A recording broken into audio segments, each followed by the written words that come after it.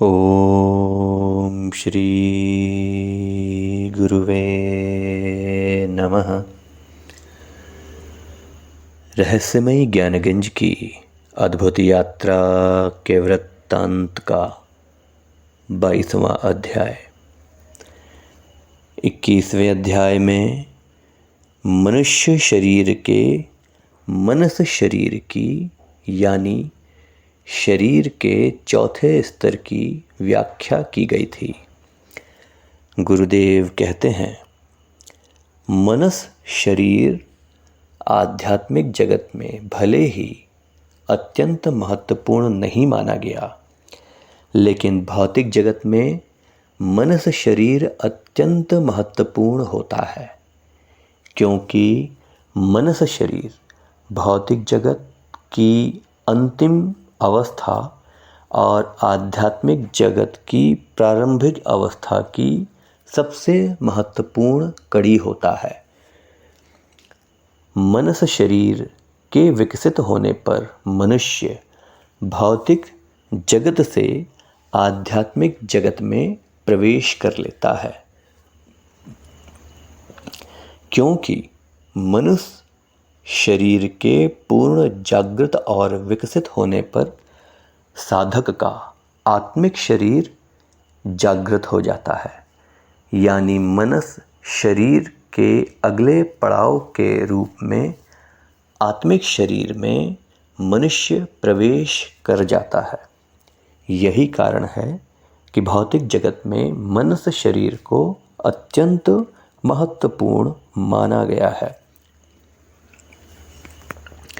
मनस शरीर के जागृत होने पर मनुष्य के अथवा साधक के पथ भ्रमित होने की संभावनाएं इसीलिए होती हैं क्योंकि मनस शरीर साधक को अत्यंत शक्तिशाली और सिद्धियों से परिपूर्ण बना देता है।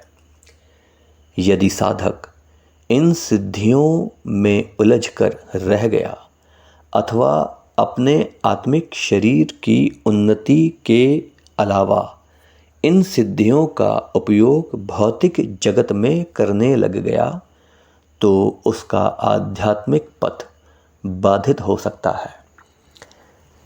मनस शरीर के पूर्ण विकसित होने की अवस्था में साधक की कुंडलिनी शक्ति जागृत हो जाती है।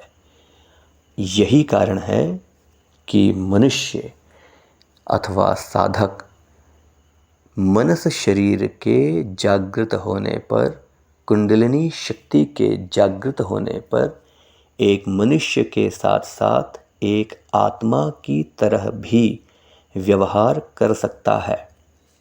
यानी मनुष्य के शरीर में बंधी हुई आत्मा और मनुष्य के शरीर को छोड़कर मुक्त हो चुकी आत्मा जिस तरह से व्यवहार करती है, आत्मिक शरीर के विकसित होने पर अथवा अपने आत्मिक शरीर को जागृत कर लेने पर साधक में आत्मा और मनुष्य दोनों की तरह व्यवहार करने की शक्तियाँ उपलब्ध हो जाती हैं। गुरुदेव कहते हैं, मनस शरीर के पूर्ण जागृत होने पर साधक अपने इस भौतिक शरीर से बाहर आ सकता है और एक स्वतंत्र आत्मा की तरह व्यवहार कर सकता है। तब उसे इस शरीर में बंधे रहने की विवशता नहीं होती।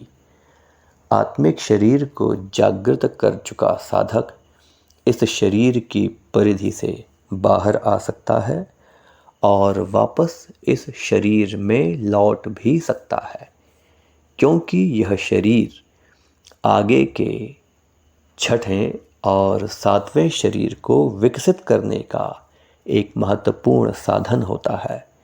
इसीलिए आत्मिक शरीर को विकसित कर चुका साधक अपने शरीर से बाहर जाकर स्वतंत्र विचरण करने वाला साधक भी अपने इस शरीर में वापस लौट आता है।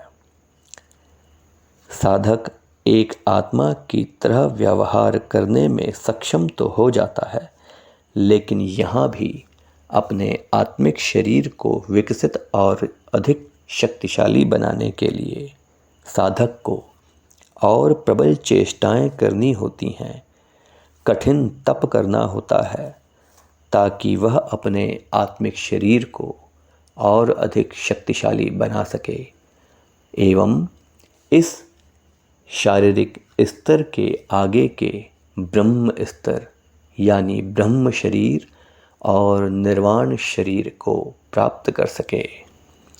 इसीलिए मनस शरीर की भौतिक जगत में महत्ता है।